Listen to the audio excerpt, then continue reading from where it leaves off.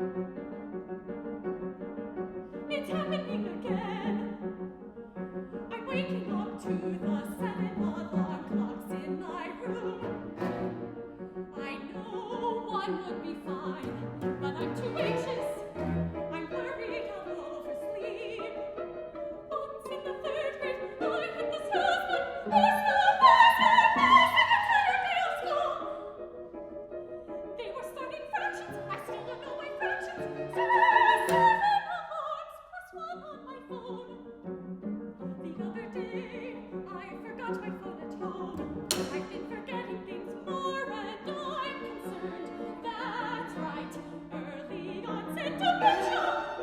My doctors say I'm fine, but try telling that to my anxiety. It controls my life. I can't enjoy myself. I'm always worried about my next deadline, my next cut point. I need to be in bed by 9, asleep by 9:30. And if I'm not, I'm up all night, worried about sleep deprivation. My boyfriend tries to help. Big mistake. Honey, what are you so afraid will happen if you show up to work without your laptop? I don't need to think about it. I know the truth. Everything would go up in flames. People would scream. My mother would die. My arm would fall off, and someone would pick it up and beat me over the head with it. I know they make pills for this. I'm too afraid to take the pills. I read that one time someone took one and forgot who he was. I'll take anxiety over amnesia. But now it's time to drink my coffee and forget this disarray. It's time to face the day.